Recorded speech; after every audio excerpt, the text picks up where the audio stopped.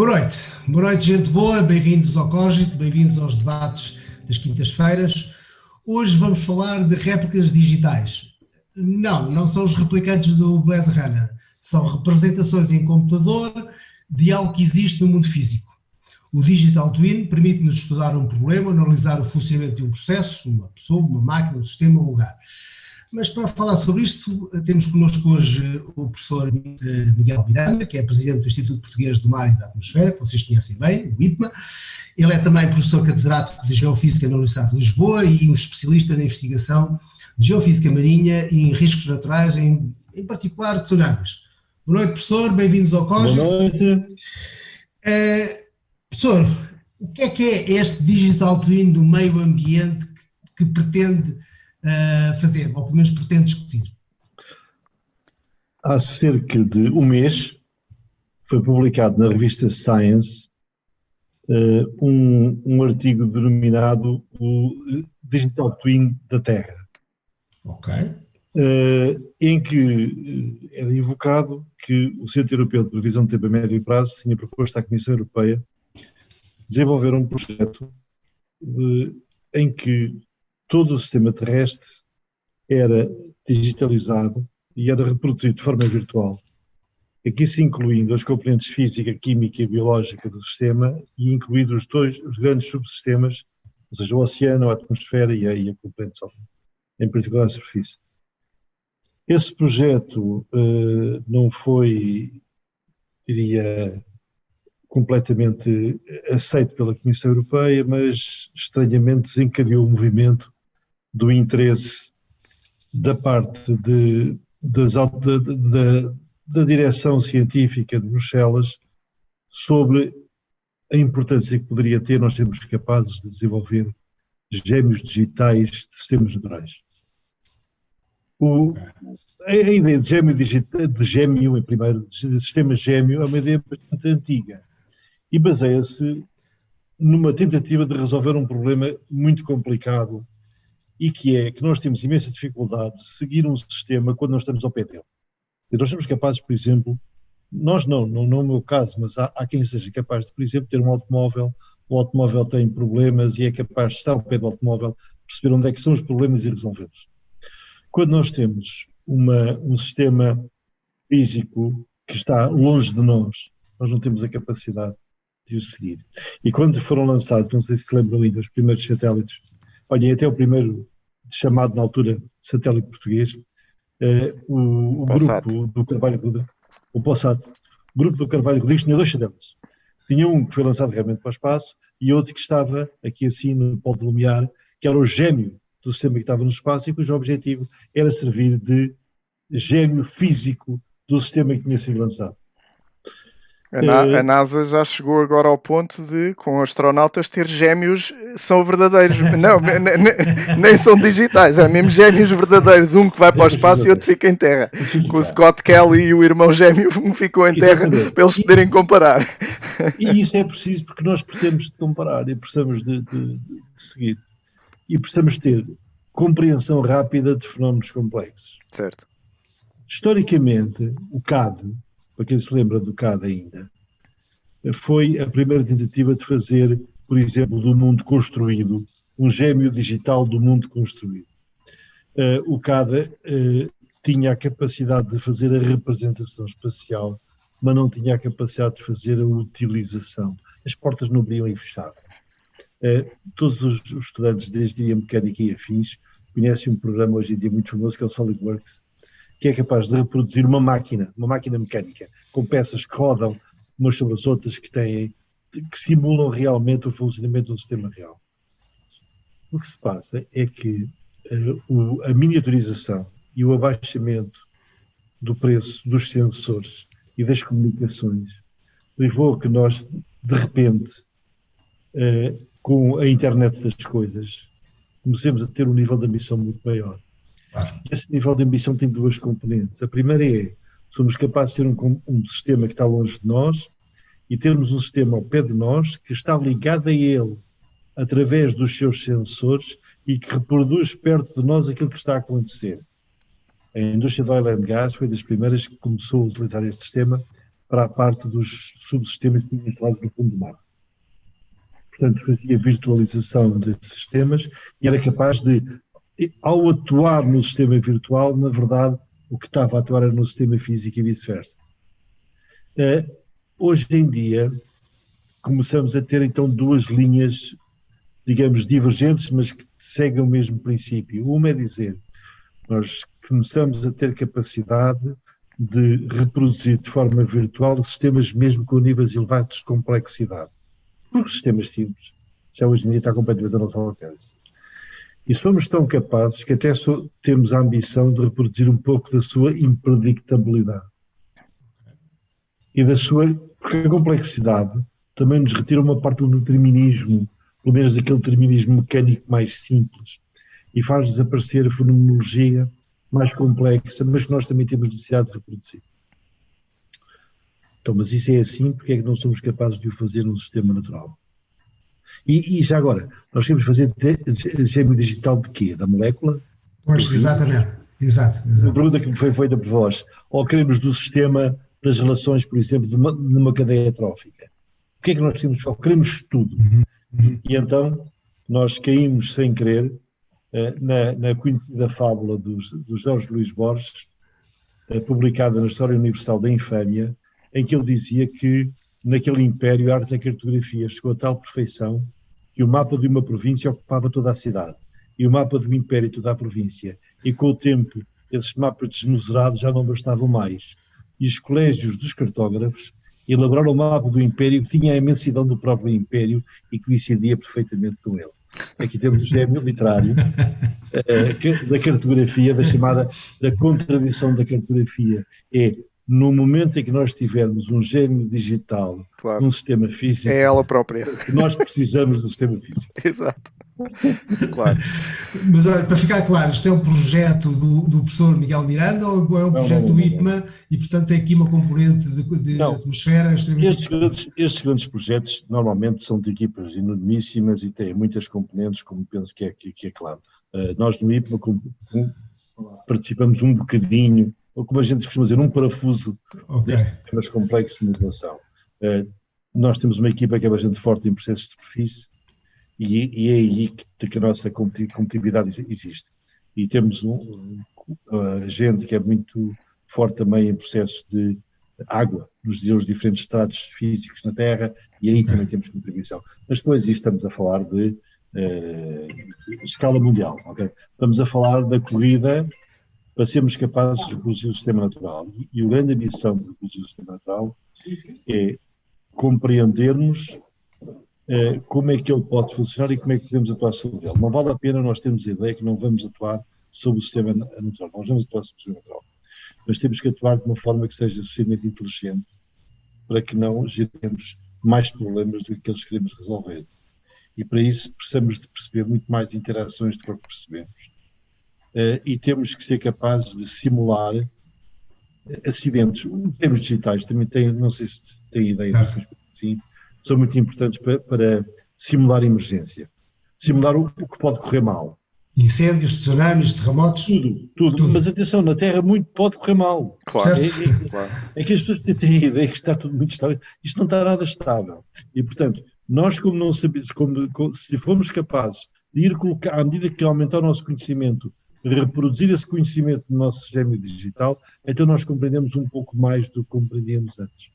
Mas no fundo essa fábula do Borges também nos faz pensar que às tantas, se formos adicionando camadas e complexidade, às tantas isto pode se tornar também bastante indistinguível da realidade e nós não conseguimos depois gerir porque se torna demasiado complexo.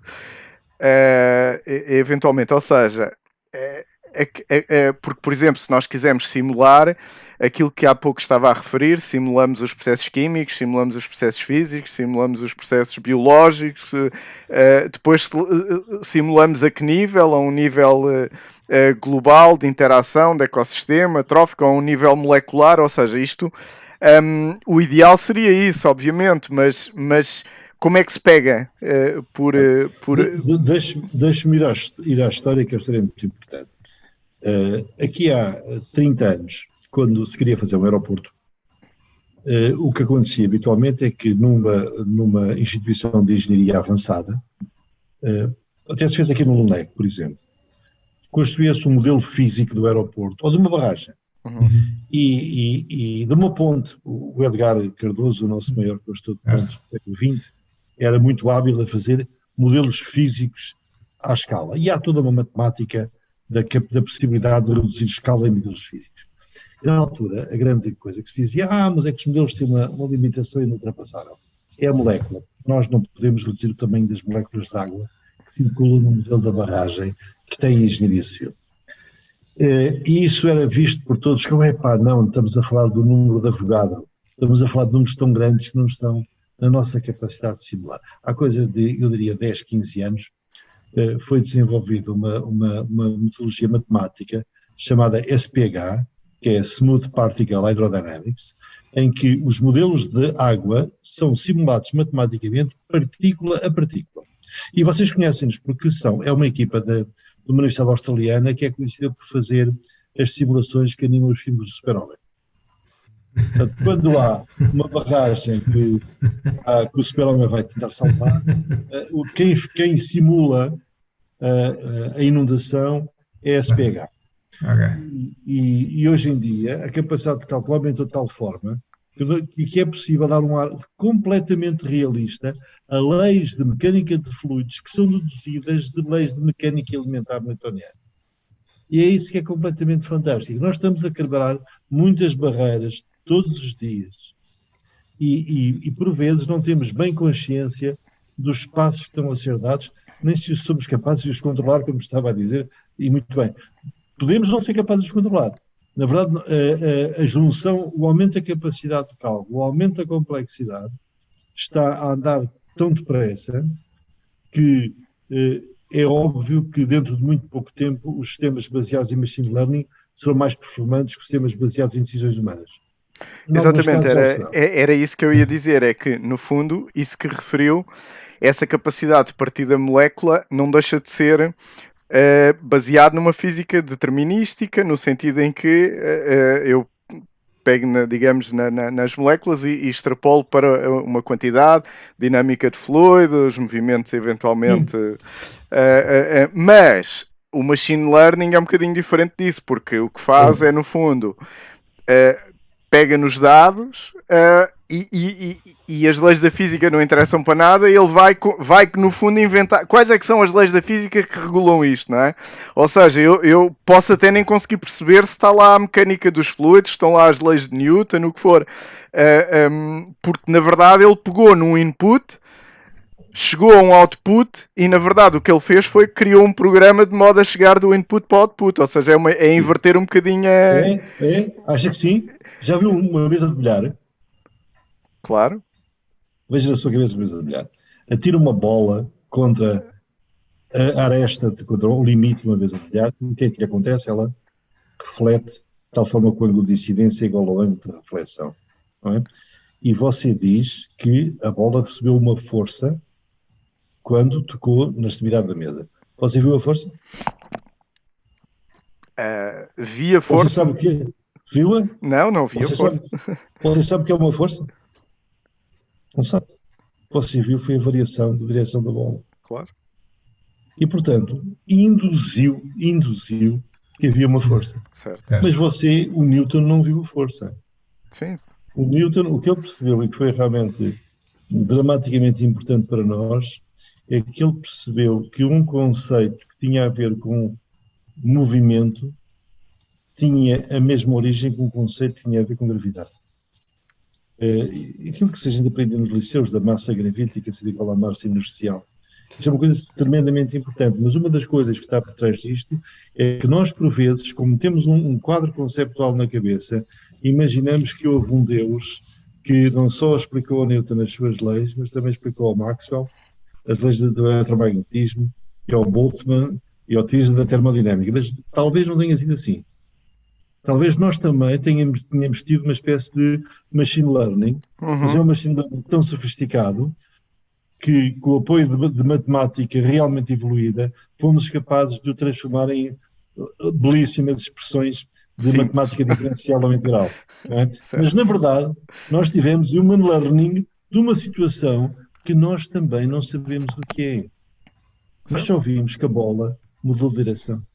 Sim, é verdade. E às vezes vimos, se tivermos aquelas fotografias estroboscópicas, que a bola sofreu uma pequena deformação quando pegou na mesa, ovorizou um bocadinho e depois esticou outra vez, para passar um momento linear de um lado e para o outro. Mas nós também, de uma situação que não compreendemos, induzimos uma explicação que nos parece tão bela, e como diria o Einstein, tão simples, que sendo tão simples deve estar certo.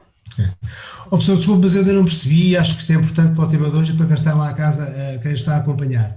Nesta réplica digital, o que é que lá entra? Entra o relevo, entra a atmosfera, entram as florestas, entram as árvores, entram as pessoas, o que é que entra? É assim, numa primeira fase tem que entrar, a ideia da equipa era que se nós digitalizássemos tridimensionalmente a Terra com uma resolução próxima de 1 km, nas 3 direções, nós éramos capazes de reproduzir a principal fenomenologia. Claro que isto só é interessante, não é esta parte, porque esta parte, francamente, no essencial está feita. É uma questão apenas de capacidade de cálculo. O que é importante é que depois nós somos capazes de prender os sensores que estão na Terra real a atuadores na Terra virtual. E sendo assim, nós somos capazes de reproduzir, de acompanhar o que está a passar no sistema físico, no nosso sistema numérico. Ou seja, temos um modelo, usamos os sensores reais para injetar dados nesse modelo e esse modelo ajusta-se e modela a dinâmica com base no... mas nesse modelo você até pode fazer machine learning. Pois. Porque o seu modelo, sendo um modelo em que está na matemática, e a matemática é o domínio mais sofisticado e mais virtual que nós conhecemos, nós homens conhecemos, homens humanidade, não é? Conhecemos, isso leva-nos, nós temos depois a capacidade de explorar os nossos dados de uma forma sinótica, ou seja, ao mesmo tempo, em grandes escalas, e de certa forma, e não é perceber, porque está para saber o que é que quer dizer perceber, é induzir o que é que nós somos capazes de esperar, não é? Porque há uma relação entre perceber, esperar, que nós às vezes quando esperamos pouco temos mais fé, e às vezes a fé vem de não perceber e não de perceber. Até os cientistas têm fé. Professor, consegue dar-nos uma ideia do gigantismo computacional que estamos a falar em termos de hardware? Não, é assim, hoje em dia, às vezes eu também não quero dizer nada, não é? Hoje em dia, os sistemas neste momento mais performantes são baseados em GPUs, não é? E em quantidades fantásticas de GPU. Nós já passámos de uma fase, aqui assim há uns 10 anos, estas áreas da meteorologia do clima acho que tinham os computadores mais sofisticados do mundo. Hoje em dia não são. São a segunda área. A primeira área é farmacêutica. É a simulação daquilo que a gente está a ver da corrida ao Covid, à vacina do Covid. E porque eles aí já deram mesmo a transição para tratarem da molécula até à substância ativa. E neste momento o que está a passar é que muita da matemática que tem sido desenvolvida para sistemas que serão dominantemente físicos está a ser adaptada aos sistemas que foram desenhados mais para sistemas químico-biológicos. Mas isto é normal e é o que está a acontecer neste momento. A Europa toda, em termos da nossa área, está a considerar em Bolonha um super centro de computação que será usado por todos os países e onde as simulações do futuro vão ser feitas. Ok. Na prática, quem começou com isto, corrijam-me se estou errado, foram os militares com as explosões nucleares, não é? Sim, em Los Alamos, dos anos 50 do século passado, começaram-se a fazer as primeiras simulações de grande escala. Nessa altura o mundo militar estava claramente um espaço à frente do mundo dito civil, estávamos na Guerra Fria. Hoje em dia a situação não é exatamente essa. Nós temos uma situação muito mais assimétrica e heterogénea, em que existem atores privados, atores públicos, vários tipos de países e sistemas políticos, mas com uma situação em que a Europa ainda tem um papel importante, mesmo na vacina, penso que se viu que os corredores europeus tiveram um comportamento muito interessante, mas com a consciência que todos temos que manter esta corrida e manter a liderança vai ser cada vez mais difícil. Sim. Até porque... A grande ironia... Diz. A grande ironia do projeto que está-nos aqui a revelar é que nós estamos a tentar criar um microcosmos da nossa realidade. Mas há quem diga que o nosso cosmos é uma representação de uma civilização superior, onde nós somos todos uma simulação. Estamos aqui a falar de matrioscas, estamos a fazer matrioscas dentro de matrioscas. Bem, quer dizer, o que é que nós vamos fazer com isto? É curioso, deixe-me dar um raciocínio paralelo ao seu. Nós temos sempre a ideia de que nós temos um problema e vamos à procura da solução, mas vocês sabem que a vida não é assim. Mas muitas vezes aparece uma solução que até vem com um problema completamente diferente. Sim. Nós olhamos para ela e vamos dizer, mas isto é aquilo que eu preciso. Acho normal que nós estejamos a fazer o topo da investigação científica baseada em tecnologia que foi desenvolvida para jogos. Exato. Jogos de miúdos, toda a gente se ri, o tempo que se passa Sim. à volta da consola. Os GPUs que usa para isso vieram daí, claro. Então, ou seja, os jogos acabaram por dar origem a uma escala que permitiu uma tecnologia que agora utilizamos para outros fins. A ida à Lua, para que é que serviu ir à Lua? Como sabem bem, para muito pouco. Não é? Na verdade, podia dizer que ir à Lua com o robô por 1/10 do preço. O que serviu foi que a tecnologia que se desenvolveu foi útil e é o que nós temos na nossa vida. Claro, nós precisamos de objetivos que saiam da nossa mediocridade. É verdade. E se conseguirmos este tipo de simulação, por exemplo, um dos fatores que hoje em dia é muito complexo de modelar são as alterações, os efeitos das alterações climáticas e os fatores que estão por trás e os sistemas de feedback positivo, isso tudo que alteram os parâmetros. Com isto, com estas tecnologias, podemos conseguir melhores resultados na noção exata até desses cenários que disse, porque uma das coisas que dificulta muito os cenários de alterações climáticas são precisamente esses fenómenos disruptivos, são as catástrofes, são as acelerações, o que é que isso no todo provoca, não é? Pois é exato, é aquilo que se chama no jargão científico os tipping points, os pontos Exato. que são críticos, cuja escolha vai determinar o futuro. Quer dizer, será importante para isso, mas também é importante numa outra área que nós ainda aqui não falámos e que tem a ver com o ciclo de vida. Nós temos um problema de recursos, e nós temos um problema de recursos que está agora a ser imaginado que vai ser resolvido indo às fontes pouco exploradas. E é aí que aparece a questão do oceano. Bem, o oceano aparece, como dizendo, são 7 décimos da superfície da Terra, há de ter recursos que são críticos do ponto de vista mineralógico e, portanto, vamos tentar saber onde estão e aprovisioná-los. Mas há uma aproximação que é diferente desta, e a aproximação que é diferente desta também tem a ver com os digital twins, porque uma outra utilização dos digital twins na indústria da manufatura, e é aquela que está realmente mais testada, em particular na indústria, na engenharia mecânica e na aeroespacial, é a capacidade de acompanhar o ciclo de vida. E o que está agora a falar é que nós temos capacidade, por exemplo, imaginem um elemento químico tipo o índio ou o tálio, que nós precisamos dele para fazer certas aplicações de microeletrónica. Nós temos capacidade, ele na natureza, como diria o Lavoisier, nada se perde e nada se cria, tudo se transforma. Claro. Mas além de se transformar, que é um raciocínio químico, Lavoisier é um químico, nós sabemos que ele, porque tem um ciclo de vida, em que ele vem de um minério, que é este onde foi extraído, e a seguir vai ser purificado, vai ser transformado, vai ser introduzido num dispositivo, o dispositivo vai ser utilizado, vai chegar ao fim da utilização, vai para o resíduo, e a questão é assim, nós hoje em dia temos capacidade de seguir cada grama de um desses minerais críticos, desde que ele nasce até que ele renasce. Porque se nós temos capacidade de o seguir de uma forma unífica, temos capacidade de dar um bilhete de identidade. Repare, nós aqui quando discutimos muito esta questão dos dados, e há países que sabem que não têm uma tradição de não dar números de identidade aos cidadãos. Hoje em dia a tecnologia tornou essa, na minha opinião, esse ponto de vista obsoleto. Claro. Nós agora estamos a falar de dar uma identidade a cada grão de minério crítico que extraímos do oceano e seguir a vida dele até ao fim, que não há.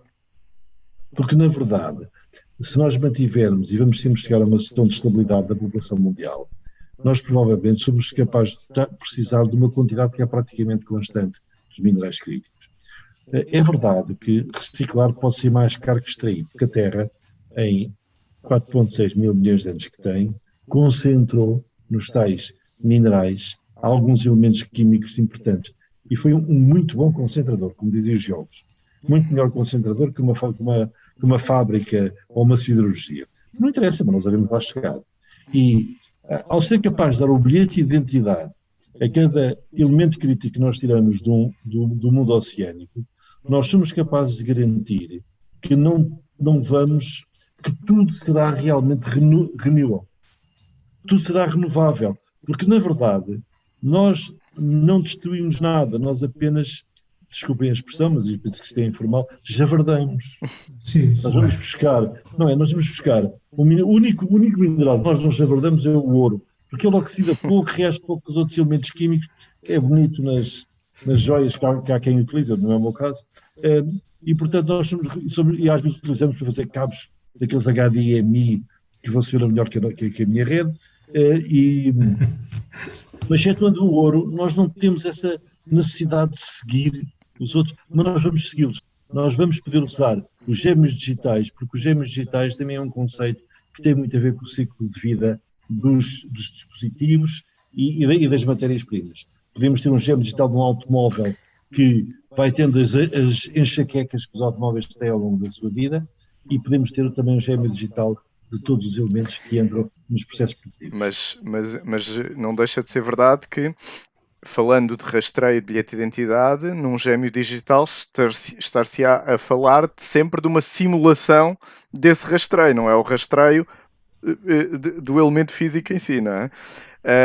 Então, o que é o seu cartão de cidadão? O seu cartão de cidadão é um pedaço de plástico que tem no bolso. É um pedaço de plástico que tem no bolso. As duas coisas. Mas ali na loja de cidadão você está lá no registro do computador. Certamente.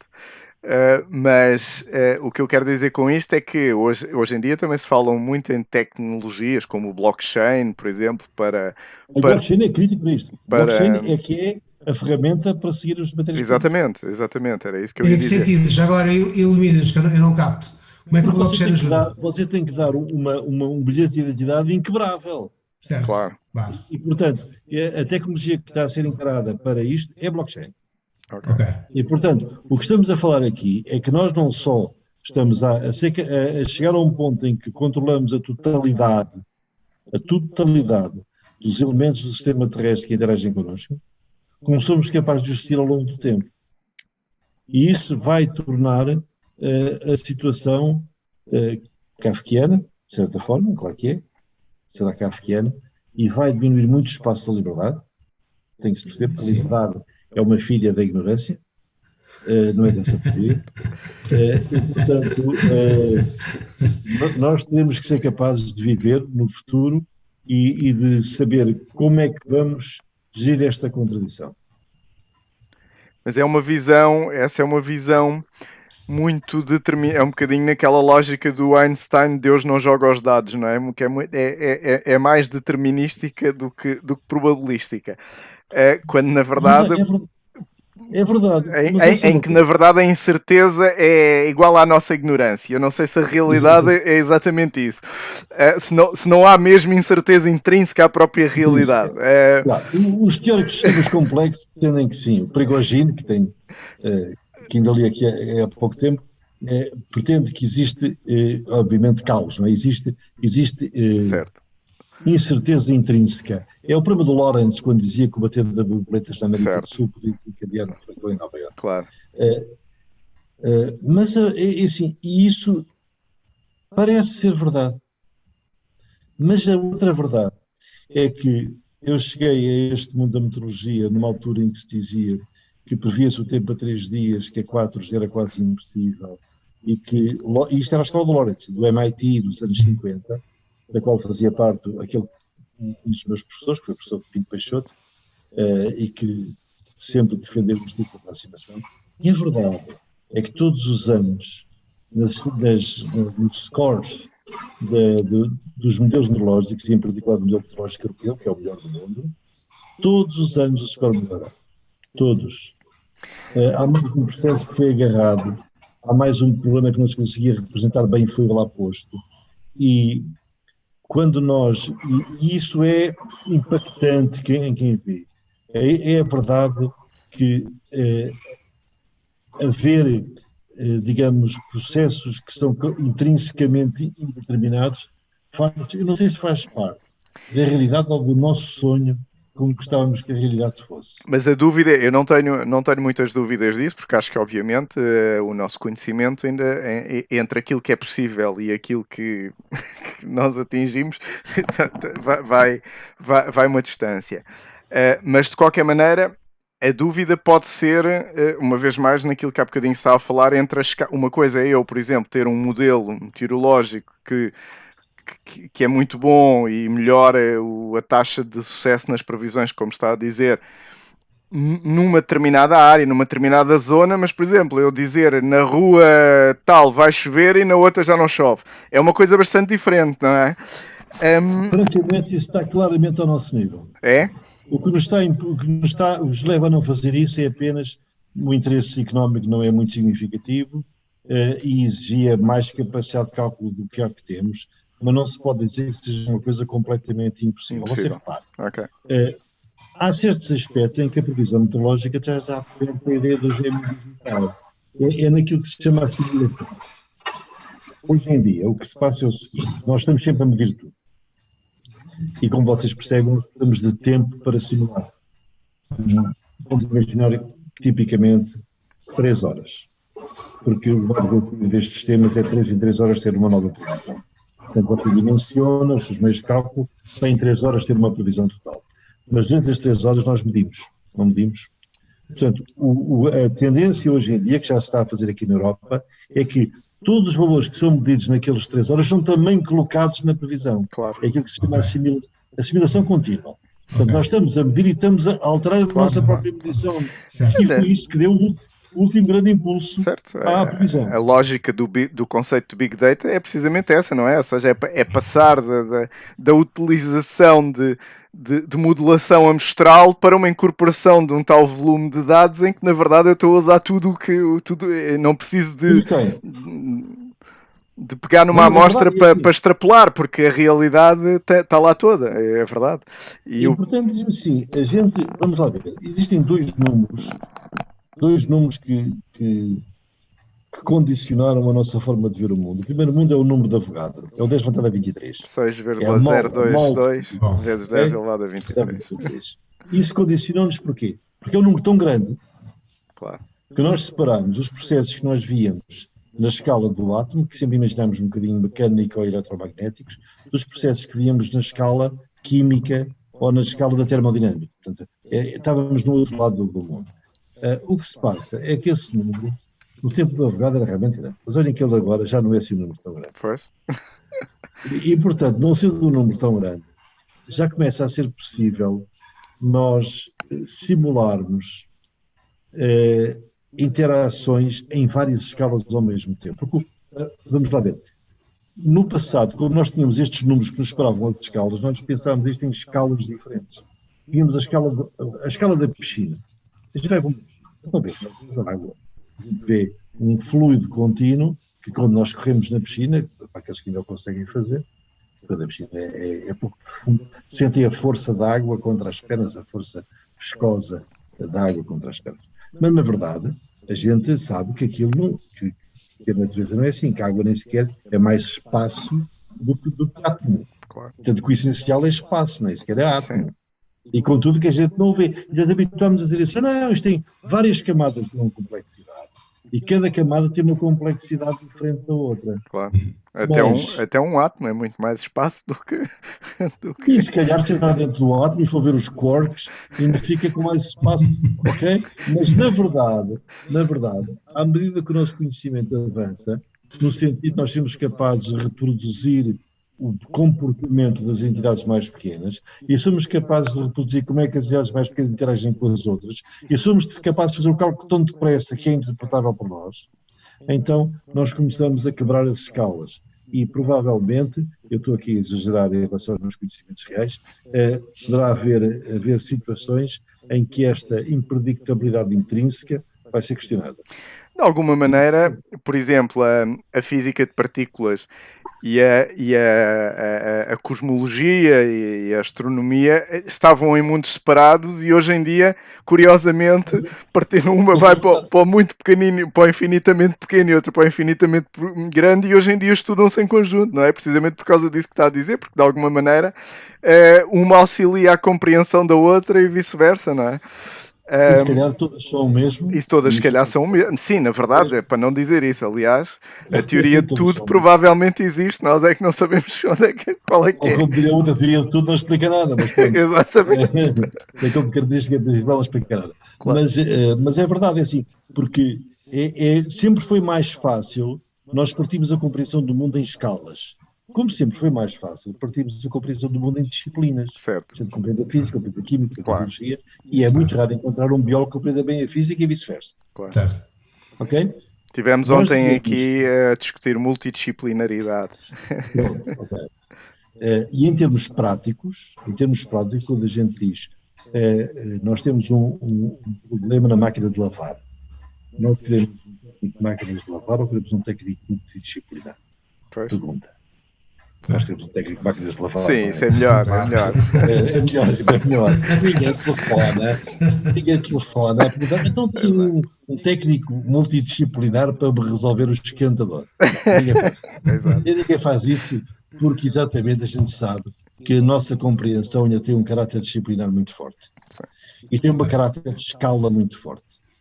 Nós inventámos os fluidos não porque eles sejam mais inteligentes que os átomos que os compõem, mas porque eles nos permitem ter leis que nos permitem estimar mais rapidamente o comportamento futuro. Claro. Porque nós, na verdade, nós humanos só temos uma ambição estúpida, é prever. Nós temos uma necessidade intrínseca, dura, de prever, de saber o que é que vai acontecer depois, quando na maioria dos casos, francamente, mais valia não saber muitas vezes. Mas nós temos esta necessidade de saber... Porque só quando estamos a lidar com medo.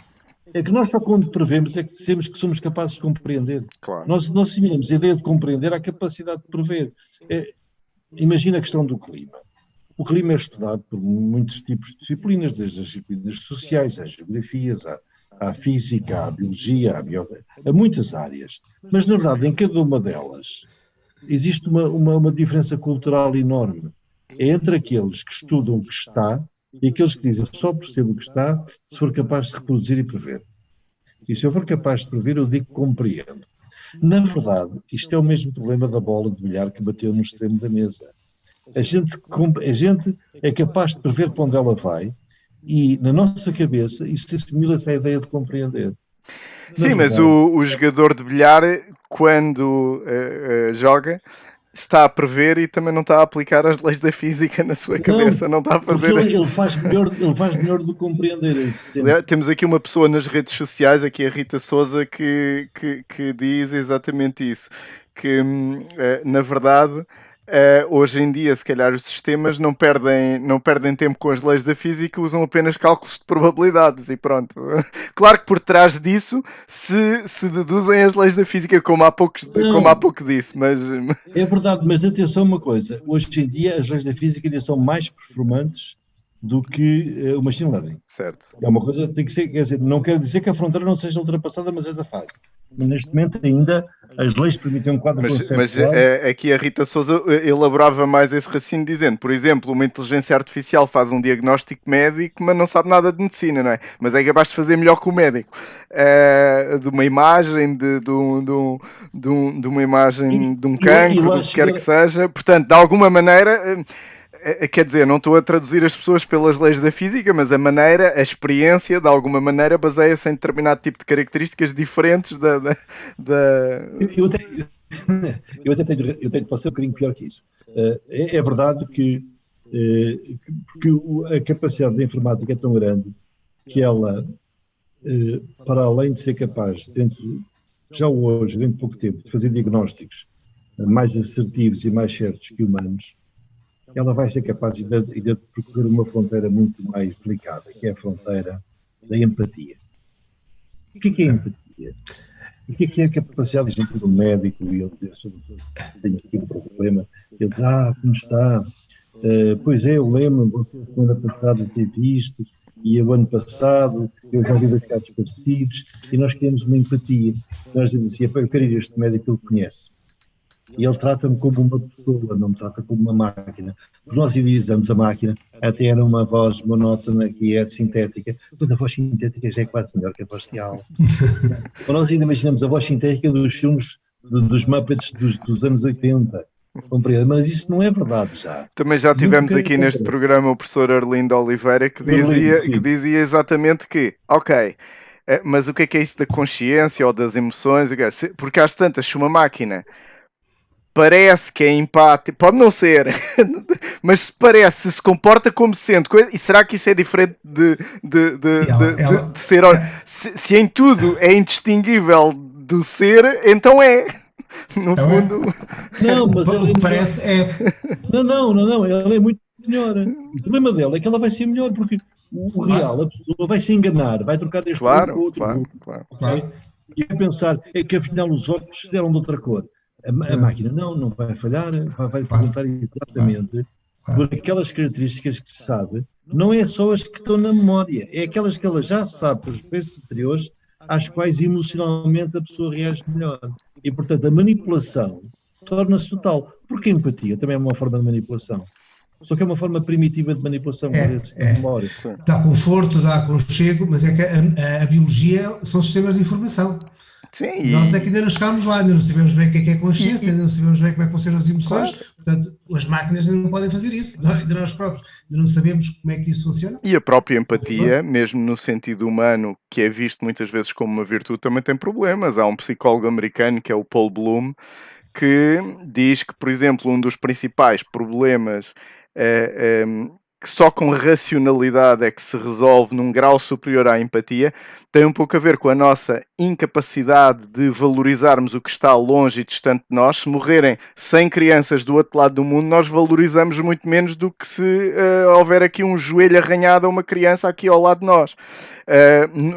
Na disponibilidade que temos para ajudar, nesse sentido.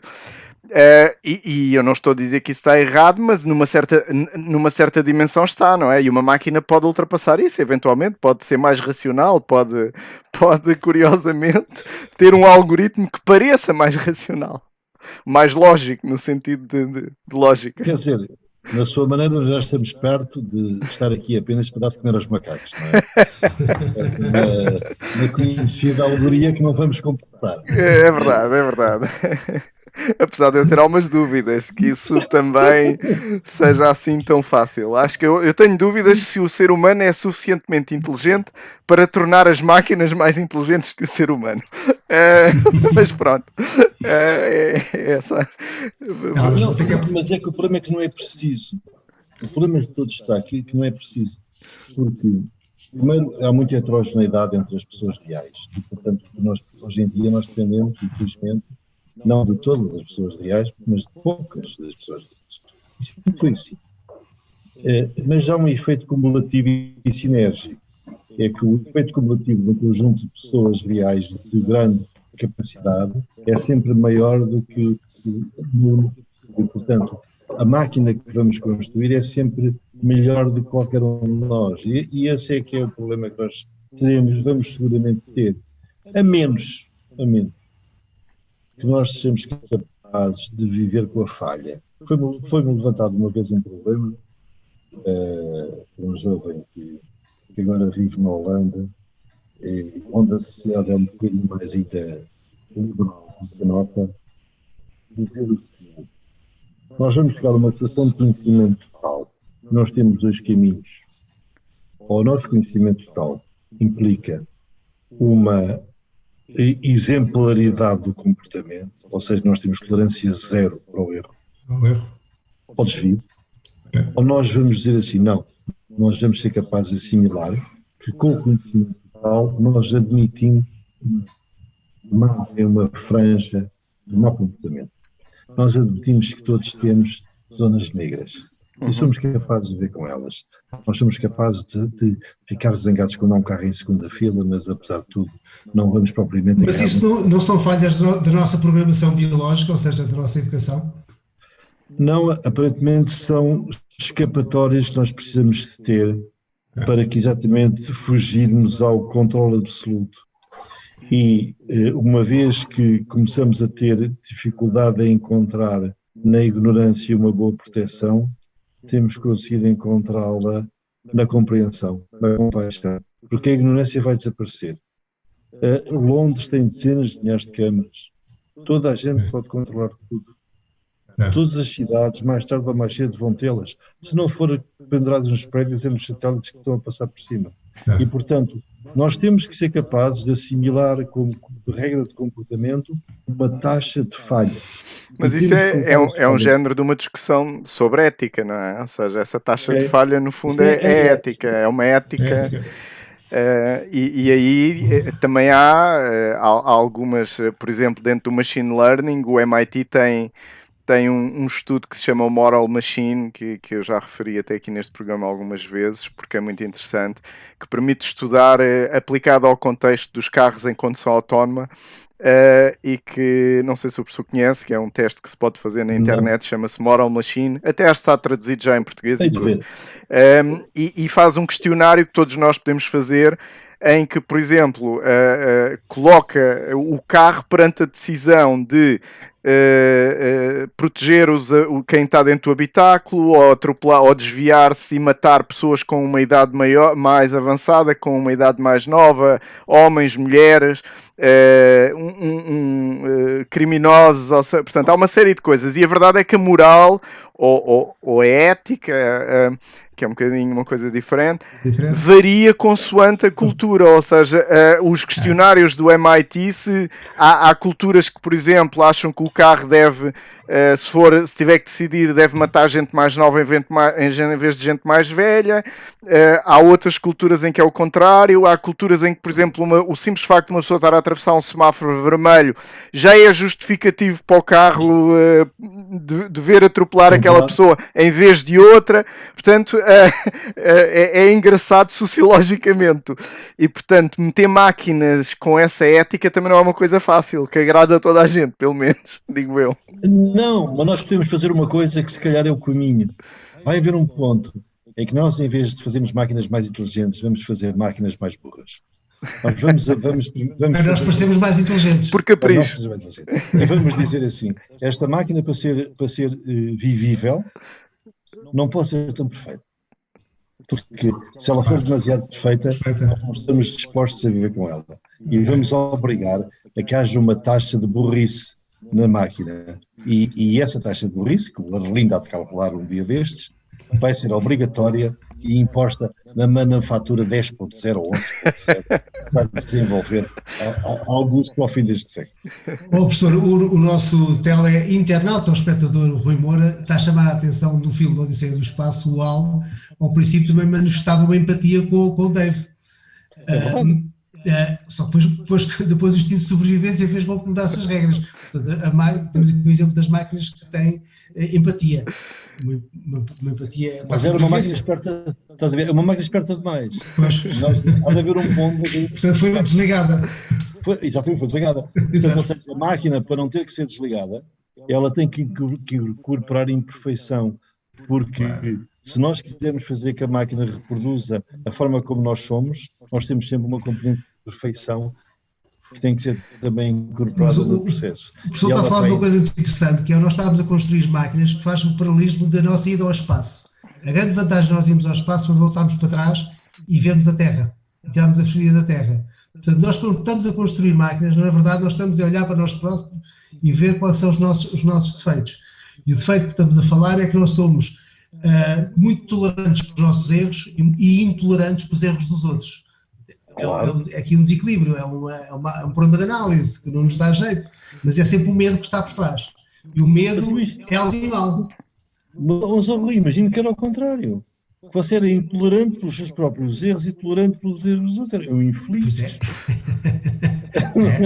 Não, mas vivia a cabrunhar com as suas limitações. Mas isso significa que esses, no fundo, isso são viés cognitivos do ser humano, que é possível que as máquinas superem muito facilmente o ser humano nesse tipo de coisas, por exemplo, porque não os têm, podem não os ter, não é? Só Porque mesmo essa questão deles poderem ser programados com o erro ou com a tolerância ao erro, parte um bocadinho do pressuposto que nós mantemos o controle dessas máquinas, não é? Porque às tantas, se elas atingirem um determinado patamar de inteligência, elas autonomizam-se. E, portanto, foi o que aconteceu com o HAL, não é? Para resolver o problema, que era cumprir a missão, achou que a melhor maneira era matar o ser humano. Se nós tivermos uma máquina em que a máquina, para resolver o problema das alterações climáticas, achar que a melhor maneira é matar o ser humano, também pode acontecer, e se calhar é. Não, mas e o Asimov aí dá-nos umas Pois, mas o Asimov, as tais leis da robótica, baseiam-se nessa capacidade de controle, não é? Não se enganava. Pois, exatamente. O Asimov é se os robôs nos obedecerem, apesar de tudo. Pois podem não obedecer. Vamos ver. Vamos ver. Muito bem, professor, ficção científica, gosta de ficção científica? Estamos a falar aqui, eu sei que não gosta de previsões, porque estamos a falar de Deus para compreender, mais do que para prever, mas a previsão é inevitável.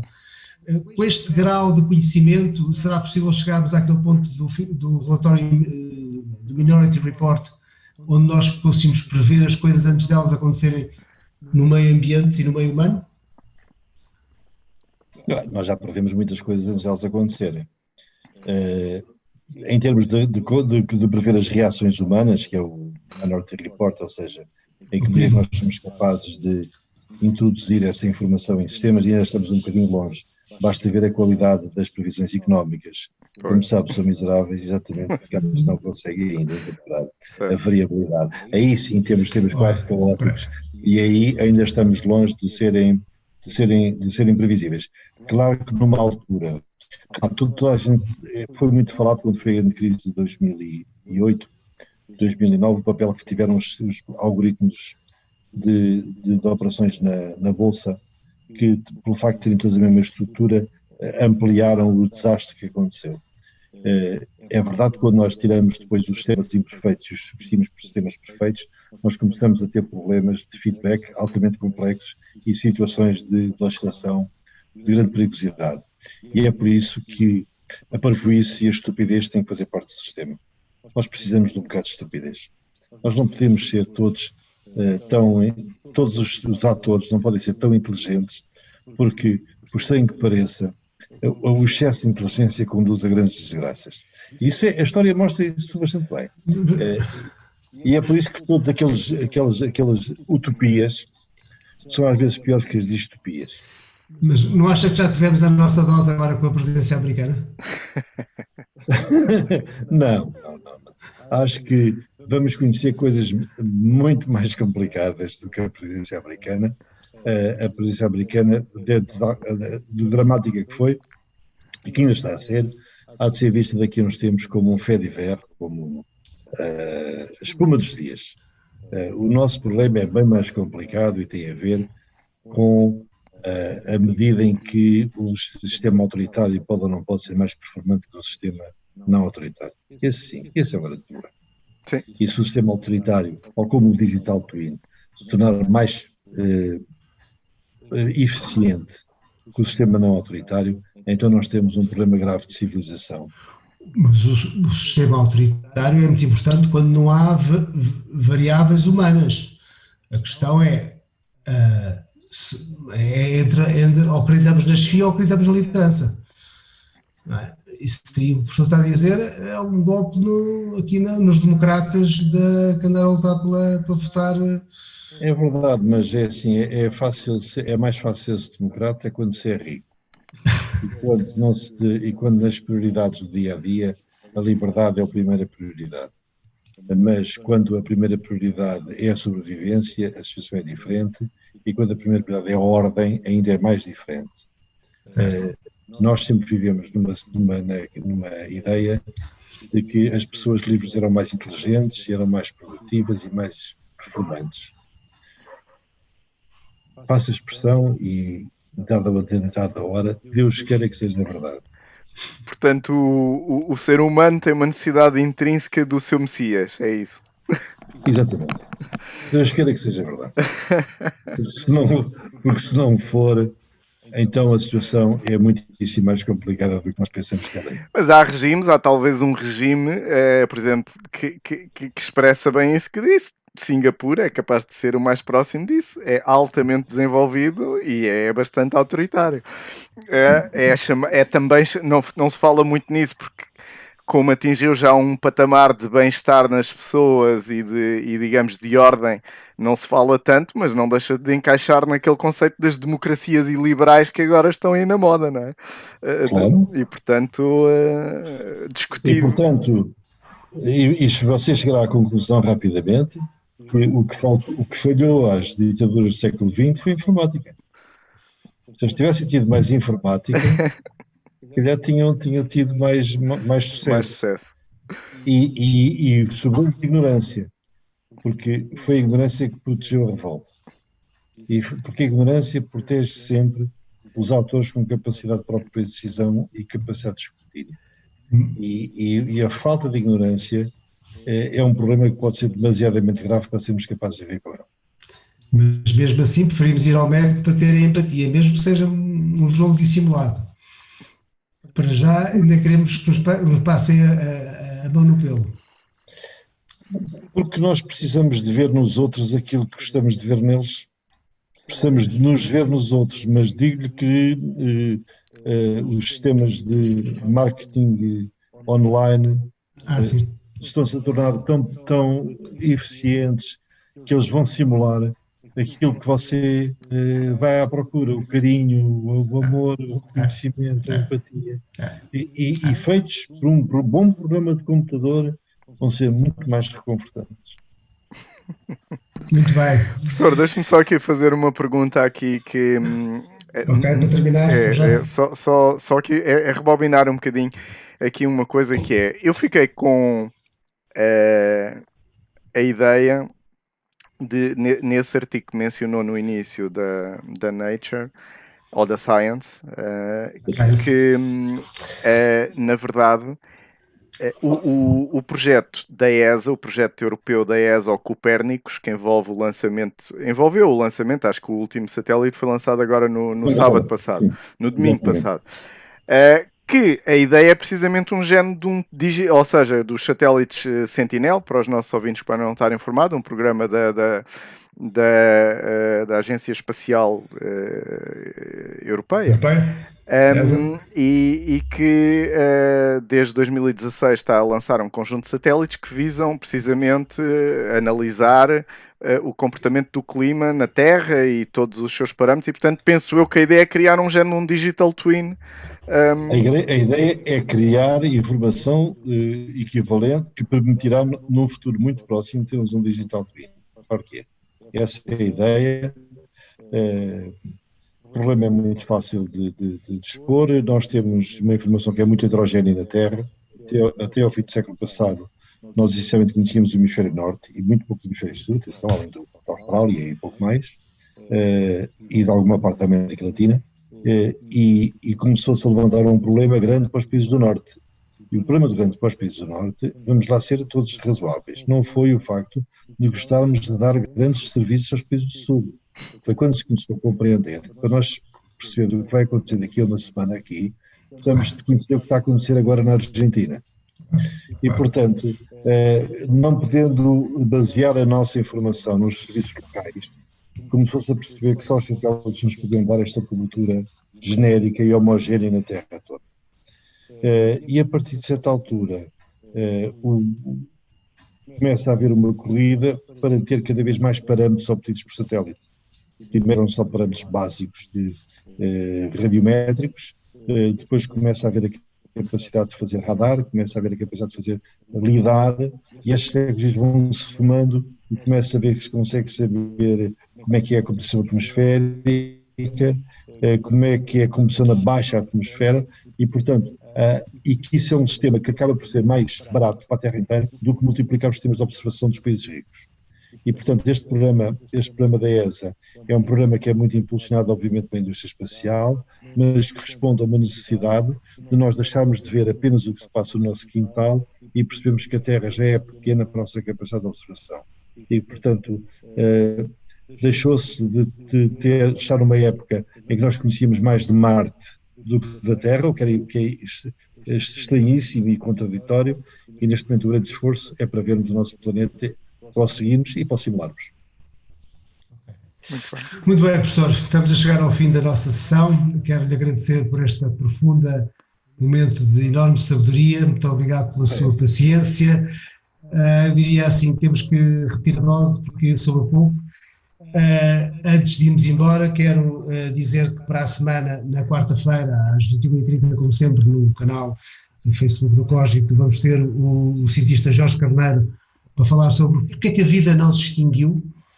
Hoje às 8, aqui também, mais uma vez, sempre às 21h30, a Margarida Oliveira, também cientista, vamos falar sobre a edição genética, como é que ela contribui para a sustentabilidade alimentar e ambiental.